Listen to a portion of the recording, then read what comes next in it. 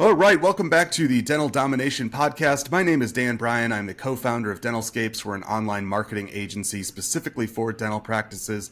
And I am so excited to be back on the air today to talk with Jessica Martin. Jessica Martin is the founder and CEO of Martin Management. They're a healthcare consultancy focused specifically on patient experience. And I'm so excited to talk with Jessica. I was actually introduced to her by a previous guest on the podcast. Jessica, you've been doing a lot of work focused on patient experience for your entire career, really.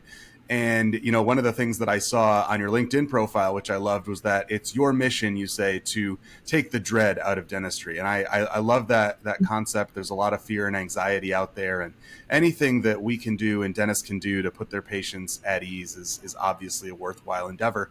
And as we're going to talk about a little bit later today, it's also a profitable endeavor for the practice. And there's a lot that a focus on patient experience can really do to improve patient retention and patient loyalty and even treatment plan acceptance and compliance. So I'm really excited. I've been looking forward to this conversation for quite some time. Now, you're also, in addition to leading Martin Management, you're also the co-owner of Martin Dental Spa in, I think, Eau Claire, Wisconsin. Is that right? Yes, we're technically in Altoona, but Altoona is just a little suburb of the town of Eau Claire. So yes. Yeah. My extended family is pretty much all from Wisconsin originally, and I can appreciate the geography of the small town, Wisconsin. It's a cool place, though. I'm excited to have you here. So thank you again so much for joining. And what can you tell us about yourself, your experience, your background in patient experience, and also really embarking on this journey in the dental spa experience with your husband, who is a practicing dentist, like I said. So if you don't mind, just take a few minutes to introduce yourself to our listeners, and would love to hear where you're coming from. Oh, I'd love to. Thanks, Dan. So I had no intention of ever working in dentistry. I'm a licensed school psychologist. I just like to start with that, right? I think that's how a lot of us get into it. But I do believe, I'm not a super religious person, but I do believe I was kind of called to do this work. I happened to fall in love with a dental school student 20 years ago. And that's how I got connected to dentistry. And then, owning our own practice, I got involved in some of the marketing things and, helping to promote the practice as we struggled to find our way in the community and really, grow with new patients and be profitable and whatnot. So, but I do believe my background as a school psychologist and working in the school setting for 10 years led me to the ideas that I use now to help teams really address dental anxiety. Kids in schools, we understand it from an educational level, the sensory component that there might be for kids that might need more sensory or less sensory to be successful in a school setting. And one day, I don't remember the moment or anything like that, but it just clicked to me that I think this is why people dislike dentistry. I think it's sensory related. I think their body is putting off all these bells and whistles. Like, this is not a great experience for me. Although cognitively, they know they should receive this care and they should maintain their oral health.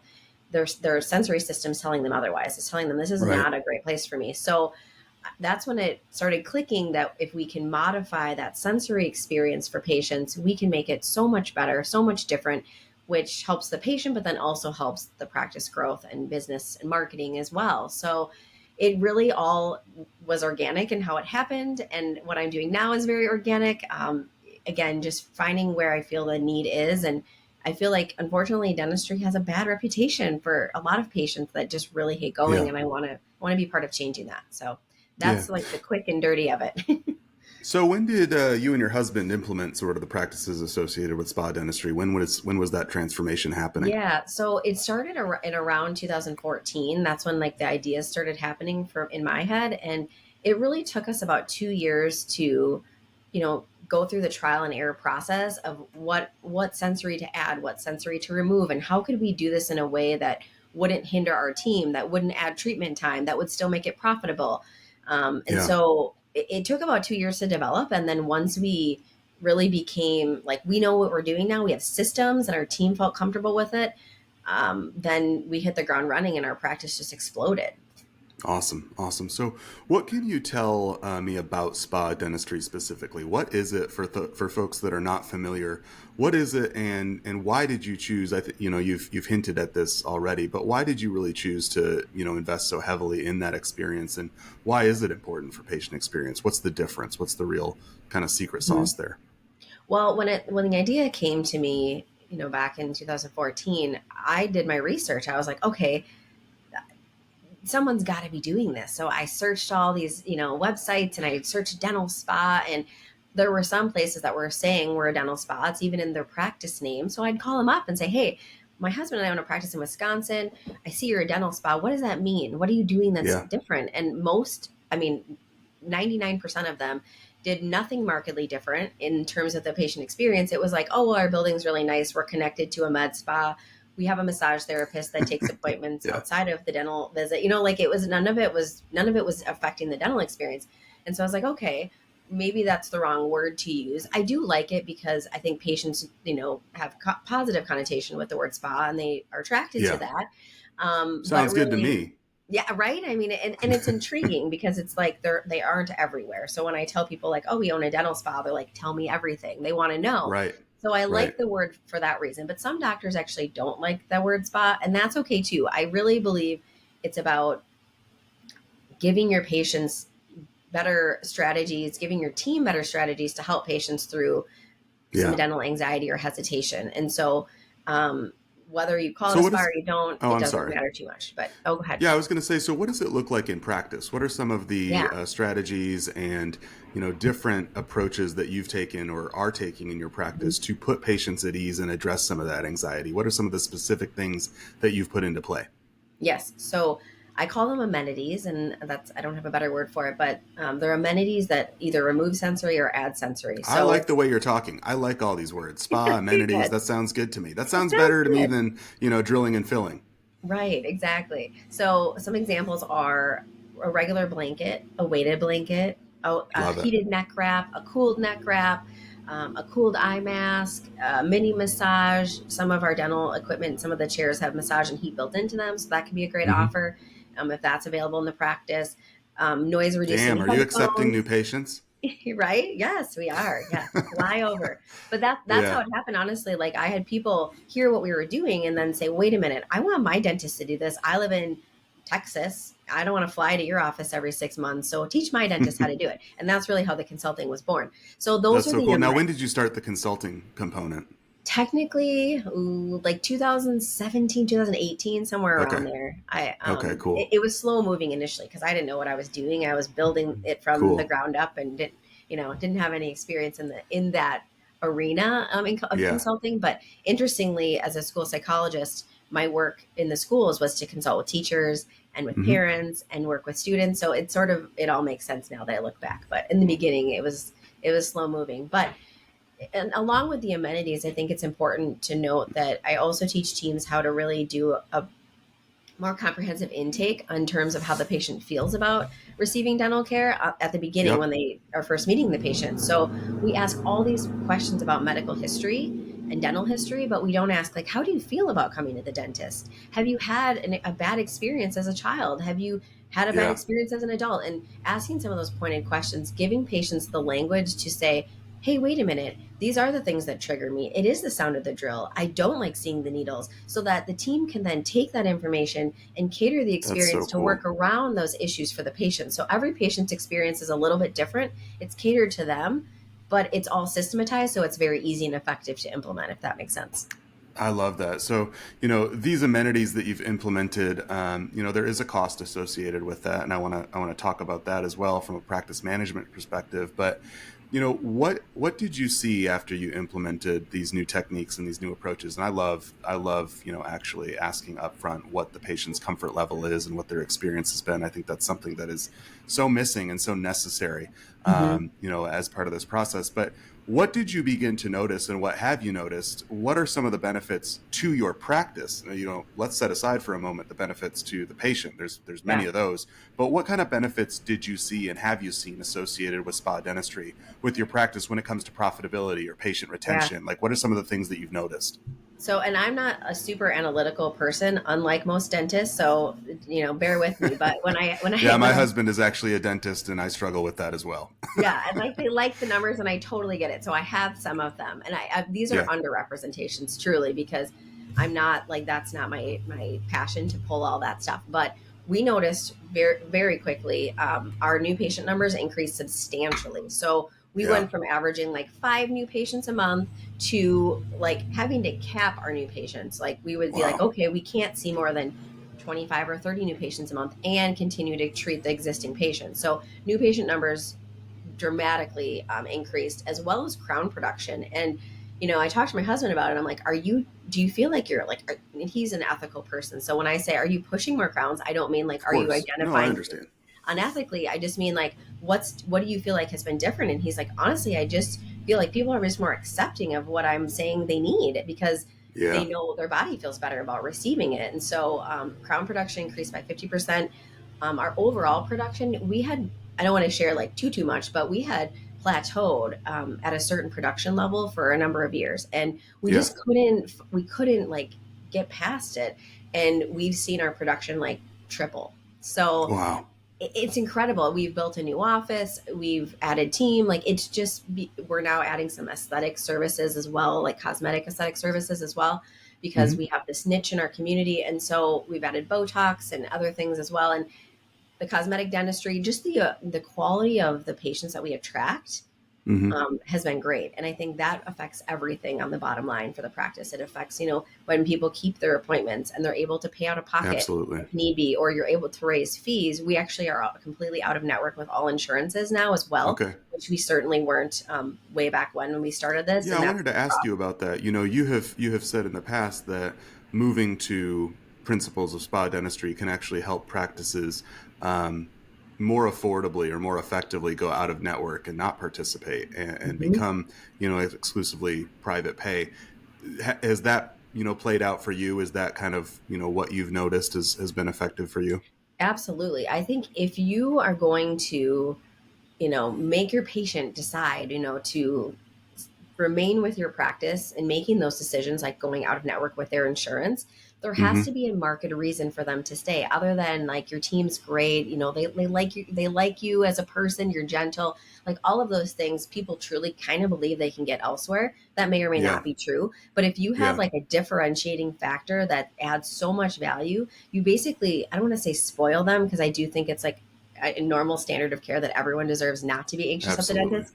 But if you've given them this experience that they aren't going to get at the next office down the street, that decision becomes much different. You're not comparing apples to apples any longer, because your experience and your differentiating factor is different. So absolutely, that's what it's allowed us to make that decision. That's awesome. And you've talked about, obviously we've focused on patient experience, but some of the benefits associated with that to your practice, profitability, patient retention, that kind of thing. What about your own staff? I would imagine that in implementing some of these changes, you've probably seen, I'm guessing, but I want to get it, straight from your mouth. I'm guessing you've seen, pretty good retention in terms of your staff and that kind of thing. And you're also creating, in a way, a better experience, a better working experience for your employees. Is that a fair assumption? We've had our fair share of turnover the last few years, and I don't. The last few years have been crazy, so I won't make any judgments. Yeah, right. I mean, prior to COVID, we had a very consistent team, and we didn't have any turnover issues per se. Since COVID, obviously, that's kind of thrown everyone for a whirlwind. I think, I've seen in other practices I've consulted as well that the doctors and teams they're drawn to the approach, and it's actually maybe attracting that right type of personality to add to your team. Team members that are a more patient-centered type of provider. Yeah. Right. So, whether there's the turnover or not, I think because the approach is unique in that you're really caring for patients in a new way, in a better way, you're going to draw on those people that have those personality traits. Absolutely. Now I want to pivot a little bit because, obviously DentalScapes, our specialty is marketing. And so I could talk about marketing all day, but there is a component of, telling the story to all of this. So emphasizing why patient experience is so important, why your practice has decided to invest in and adopt some of these practices. How is your practice telling the story? How can practices that are implementing elements of spa dentistry or these amenities, as you said, how can they tell that story in the community? I would imagine that since implementing some of these changes, you've probably seen a dramatic increase in referrals as well, word of mouth referrals. I mean, it just seems so prime for that. But how are you actively marketing your practice now in a way that's different than maybe you were before? Yeah, I mean, you're probably not going to love this answer, Dan, because it almost it You're like, it almost happens for us. well, I mean, honestly, when I look Yeah. at what we did marketing wise before this and what we do Yeah. now, we have demand that in such a way that we don't need to do a lot of marketing. It's just a I process. actually do love that answer because it Oh, just means you're okay. doing everything right. Okay. Yeah. Okay. Well, I mean, I think in the beginning when I train teams on this approach and they, become a dental spa, there needs to be a splash with it marketing wise in the community to let people know, okay, we're doing it different now. And so there's certainly a place for marketing there. And I think it actually makes marketing easier. To me, it's like, planning a party and it has a theme. So if the theme is monster trucks, now we know the cake is a monster truck and the invitation is a monster truck on it and all the little favors are monster, what you're going with it. And so I think so many dental websites I see and so much social media that I see for dentistry is so generic, and it's just like Yeah. talking about teeth and educating about oral health, and it's super just not engaging for people. And so when you have a Yeah. niche, when you have a value that's marketable, that like being a dental spa or like patient experience extras, I think it's kind of sexy. Like people are attracted to that, and that makes marketing 100%. easier.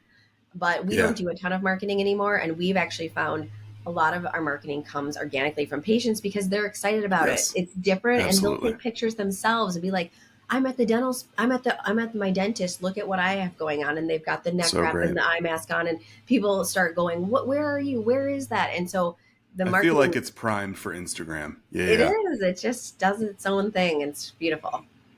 Yeah. So cool. And I would imagine also along with that, you're also generating probably a shitload of reviews as well, 5-star Google reviews, Yes. and that's probably been a very good driver of that for you also. That's great. Now, as we kind of wrap up here, what are some, let's say I'm a dentist and I've been following that traditional model. I don't have any of these amenities that you've talked about here today. What are some easy steps that a dental practice can take immediately to start improving patient experience, putting that at the forefront, maybe implementing some of these amenities when someone comes to Martin Management and consults with you? Like, what are some of the initial upfront steps that you advise they take to really start putting this into practice and reaping the benefits? Yeah, that's a great question. I do what's called a room refresh, and I do a complimentary where I'll have a team send me a picture of a space in their office. Sometimes it's the lobby, sometimes it's a treatment room, and I can consult on this little aspects of the space that they maybe have overlooked or underlooked over the years. Yeah. Just little things like, that's really cluttered right there. Maybe consider taking down some of those brochures and all that promotional stuff that looks Yeah. salesy. Make it feel a little more Thank you. Thank you for comfortable. saying that. Okay. Again, it's the marketing stuff, but I think marketing has a But time and they're a easy place. steps. Yeah. Yeah. It doesn't take a whole lot to get started. Right. Yep. So, looking around and tweaking the atmosphere just a little bit. I mean, we have a beautiful, beautiful office now that we've built, but I've checked we out did the it. photos and the videos. It is pretty impressive. I Oh, encourage thank you. listeners to check it out and just see what they're missing out on. And if Yeah. you're in Eau Claire, stop by. Yes, I love to do tours, but Or Altoona. yes, even before we had the new office, we worked out of this tiny little, this tiny little building that I had to put a ton of lipstick on to make it cute. But so my point is, you Yeah. can do it anywhere. It's just about like it's colors and it's clutter. It's reducing clutter and it's making it look and feel markedly different. I think also a big thing that's super easy is put like a diffuser or some sort of scent Oh, yes, thing 100%. in the lobby right when people walk in, because that's when they hit that wall of dentistry. Once Yeah. they're in the building for a little bit, they kind of get used to it, but that initial Yeah. wall, address that right away. And then And I think let's ditch the 80s soft rock, right, in the lobby. yes, I like to play. We have a big TV in our lobby because my husband loves TVs, and so we put like waterfall scenes on for Love that, it. and people love that. It's calming. They're looking at their phones and whatever. But Yeah. I think the other Whatever thing, you do, don't play cable news before going in for a oh, filling. yeah, right. Start an argument in the lobby, right? Yeah. Yeah. But then I think back to like what we talked about, really like the patient intake, just asking those questions about comfort, even if you don't have any amenities that the team has for tools to provide some calming. I think just opening up that conversation and allowing the patient to feel heard about how they do Yeah. feel or what they have experienced really starts to build trust and allows them to feel like, okay, they understand and they care about my comfort. They're going to do what they can. And I think that's I mean, you can do that tomorrow. You don't have to add amenities at all. I think just asking those questions is super important. Absolutely. This has been phenomenal. I love this topic, and I think we could go on for hours about this. And in fact, if I have my way about it, I'd love to have you back on to talk a little bit more about patient experience and some of your hands-on experiences in implementing this in other practices, because I think our listeners, some of those private practice owners out there are very much interested in this kind of philosophy and how it can change not only the patient experience, but also the experience of running their business and profitability and patient retention and that kind of thing. This is just so great. So I can't thank you enough for sharing your insights and your expertise. This is so great. How can people take the next step if they want to connect with you, if they want to engage with Martin Management? Where can they find you? Where should they go? And how do they get involved? Yes. So I have a website. It's martinmanagementllc.com. And you can book a call directly with me right from there. I answer all my emails. I'm very hands-on in my business. I have people to support me, but I love to be involved and really, talk with doctors if they're interested. I'm also on LinkedIn. I also have Martin Management has a Facebook page, so I do throw tips and whatnot on there. I do have a monthly newsletter, so on my website you can sign up to receive that, which always has some, blog articles as well as just general tips and thoughts about, improving the patient experience in every aspect of the business. Yeah, that's awesome. That's great. And we'll throw those links in the show notes as well so that folks can check that out. Well, Jessica, I can't thank you enough. Thank you so much for being here. I just thank you. I appreciate it. This is a really interesting topic for me. I don't think enough people are, set aside spa dentistry for a second. I think that's fantastic, but really honing in on the patient experience and practicing patient-centered care, I think is just something that's really important, and not enough time is spent on it. And I applaud you and your husband's efforts to really put that at the forefront. So thank you, and thank you for being here today. Thank you, Dan.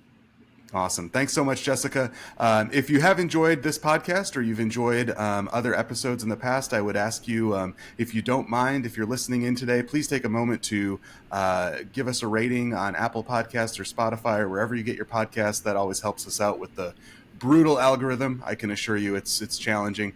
But in any case, check out DentalScapes.com. And I wanted to give a special shout out today, too, to Skylar Swayze, who just joined DentalScapes as a client success manager. So welcome, Skylar. Thank you so much for joining the team. And thank you, Jessica. Thank you for being here. And I hope to drag you on again gently in the future if you'll have it. I would love it. All right. Thanks, Jessica. Take care.